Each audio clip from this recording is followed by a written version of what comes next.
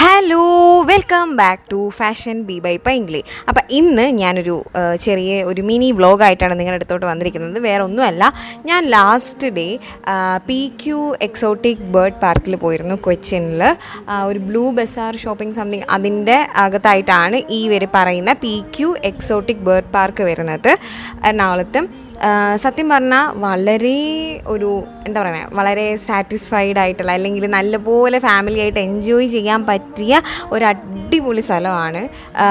കുറേ ബേർഡ്സും അതുപോലെ തന്നെ പിന്നെ ലാസ്റ്റ് കുറേ സംഭവങ്ങളൊക്കെ ഉണ്ട്. അത് നിങ്ങൾ ലാസ്റ്റ് വീഡിയോ കാണുമ്പോഴത്തേക്കും നിങ്ങൾക്ക് മനസ്സിലാവും.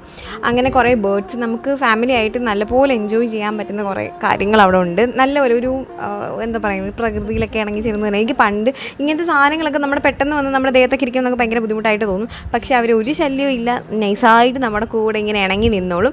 ഇതിനാദ്യമേ ഞാൻ വീഡിയോയുടെ സ്റ്റാർട്ടിങ്ങിൽ കാണിച്ച പോലെ മൂന്നോ നാലോ കമ്പാർട്ട്മെൻറ്റ്സ് ആയിട്ട് സ്പ്ലിറ്റ് ചെയ്തേക്കുവാണ്.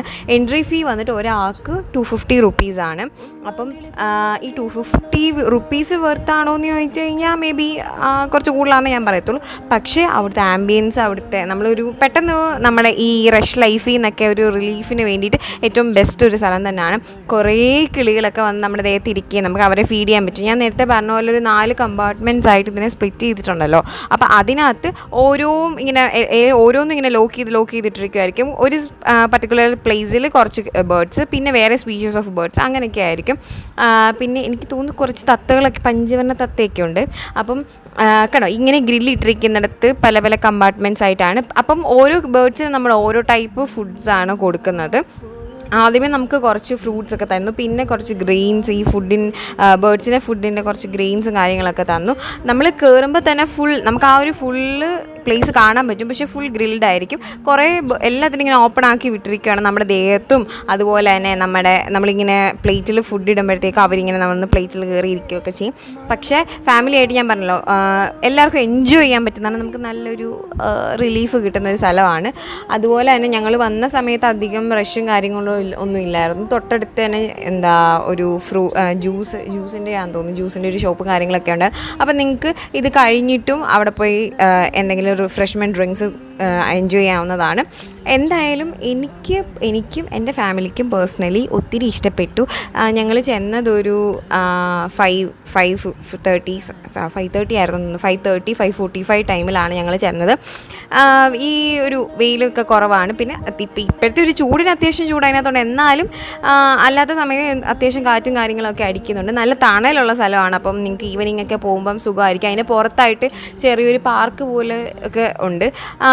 അപ്പം ഇത് സ്റ്റാർട്ടിങ് ഫ്രം 9 AM, ക്ലോസ് ചെയ്യുന്നത് 6:30 ആണ്. 6:30 വരെ എൻട്രി ചെയ്യും. പിന്നെ 6:45 തോന്നുന്നു എൻട്രി, ബാക്കി ഫുൾ ക്ലോസ് ചെയ്യുന്നത്. പിന്നെ ഇതായിരുന്നു എൻ്റെ ഒരു വിയേർഡെന്നൊന്നും പറയാൻ പറ്റത്തില്ല.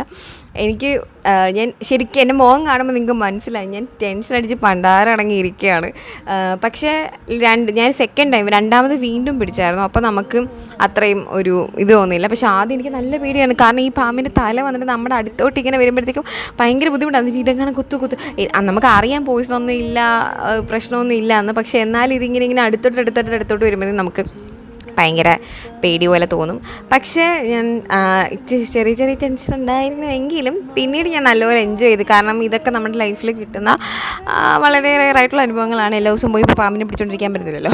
പിന്നെ ഞങ്ങളുടെ ഇവിടെ നിറയെ പാമ്പുള്ളത് കൊണ്ട് തന്നെ എനിക്ക് പൊതുവെ ഈ സാധനത്തിനെ ഭയങ്കര പേടിയാണ്. പക്ഷേ ഇത് പോയി കണ്ടപ്പോഴത്തേക്കും ഒരു ആഗ്രഹമായിരുന്നു ഇത് ഒന്ന് പിടിക്കണമെന്ന്, കയ്യിലെടുക്കണമെന്നൊക്കെ. പിന്നെ ഇതൊരു സ്പെഷ്യൽ സ്പീഷീസ് കുരങ്ങനാണ്. അപ്പം ഇതോടുകൂടി നമ്മുടെ വ്ലോഗ് അവസാനിക്കുന്നതാണ്. അപ്പം ഞാൻ ലാസ്റ്റ് കുറേ ഇതിൻ്റെ നല്ല മെമ്മറീസ്, ഫോട്ടോസൊക്കെ ഷെയർ ചെയ്യാം. അപ്പം നിങ്ങൾക്ക് വീഡിയോ ഇഷ്ടപ്പെടുവാണെങ്കിൽ ലൈക്ക് ചെയ്യുക, ഷെയർ ചെയ്യുക, സബ്സ്ക്രൈബ് ചെയ്യുക. അപ്പം ബൈ ബൈ. നീ മറന്നോ പോയൊരു നാൾ, ഈരില പോലെ നാം ഇരുപേർ ഒത്തുപള്ളിയിൽ ഒത്തുചേർന്നു. ഏറിയ നാള് പോയതല്ലേ, നീ ചിരിക്കും ചുണ്ടിലാകെ ചേലുകൾ പൂത്ത നാളു വന്നു. തേൻപുരലും മുള്ളുപോലെ നാം അറിഞ്ഞാദ്യ വെമ്പലോടെ അന്നു നീ കടിച്ചു പാതി തന്നു. പൊന്നുകിനാവിൻ കണ്ണിമാങ്ങ ഓർത്തിരുന്നു, കാത്തിരുന്നു. ജീവിതമാകെ നേരിടുമ്പോൾ നീ പച്ചത്തൂരുത്തായി സ്വപ്നത്തൂരുമ്പായി കൽവിയിലിരുന്നു കിളിച്ചുണ്ടൻ മാമ്പഴമേ കിളിക്കുത്താത്തേൻ പഴമേ തളിർ ചുണ്ടിൽ പൊത്തിരി മുത്തായി ചിപ്പിയിൽ എന്നെ കാത്തുവച്ചോ ഒന്നാങ്കിളി പൊന്നാങ്കിളി വണ്ണാങ്കിളി മാവിന്മേൽ രണ്ടാങ്കിളി കണ്ടു കൊതി കൊണ്ടു വരവുണ്ടപ്പോൾ മൂന്നാങ്കിളി നാലാങ്കിളി എണ്ണാതതിലേറെ കിളി അങ്ങട് കൊത്തിങ്ങട്